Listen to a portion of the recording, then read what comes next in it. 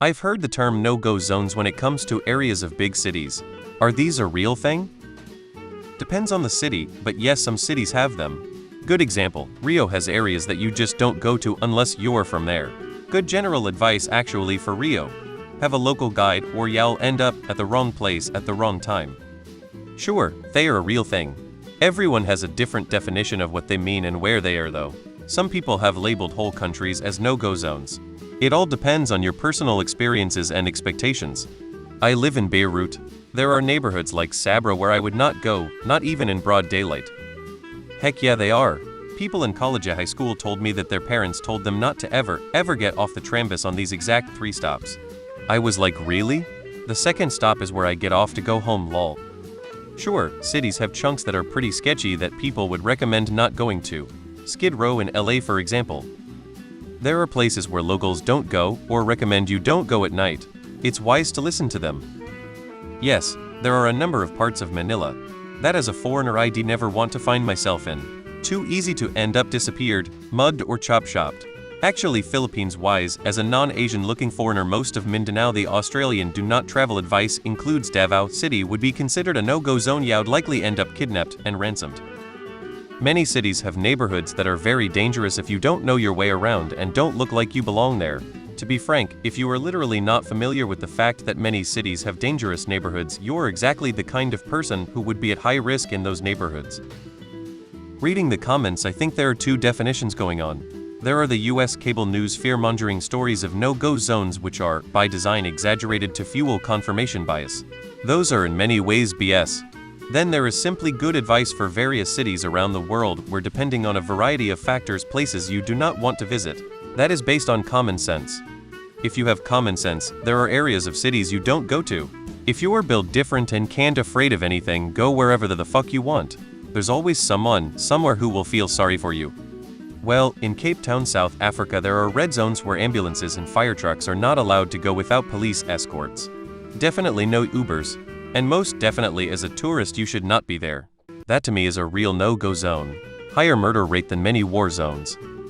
When I graduated from college I had accepted a job in a city about 40 miles away. A friend from that city laid out a map and had red, yellow, and green highlighters. He marked red areas and said don't go there. He marked yellow areas and said you can go there if you are feeling lucky. He picked up the green highlighter and said I won't be needing this. So, these are areas in a city where some locals reside work, but which are not suitable or safe for outsiders. It's not that the areas are closed, it's that, as an outsider, it would be a bad idea to go there. You'll stand out. There's no reason for you to go there. Locals will be hostile to you and you have no sense of the place in terms of judging safety. To quote an old movie line, Casablanca there are certain areas of New York https://u2.beg0nbr.wy1si=ykbk in QB3x1. Yes, some are more explicit, well-known and conspicuous than others. Ask. Microsoft and NCAS both got in hot water for marking such areas on their maps. I have found myself in or approaching no-go zones a few times. The locals are quick to notice and advise that I depart.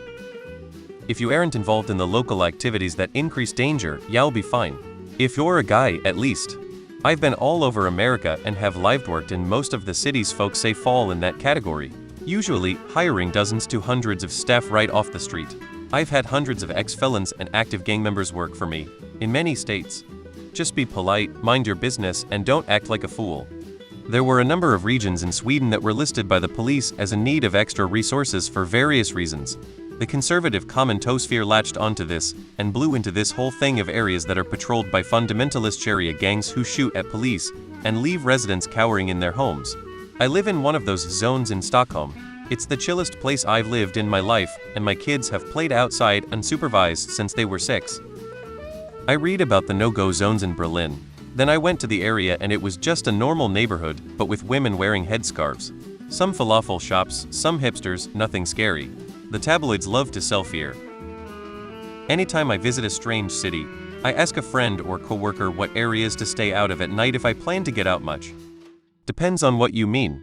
About 8-10 years people used that for places where police weren't allowed to go. Those were not real. Parts of some cities or towns are extremely dangerous for outsiders, and thus people are advised not to go there. Those are real.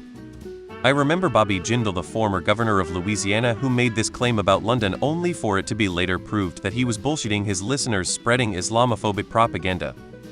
I always think there are two types on no-go zones. First are the ones where what you're basically saying is, this is a rough area of town.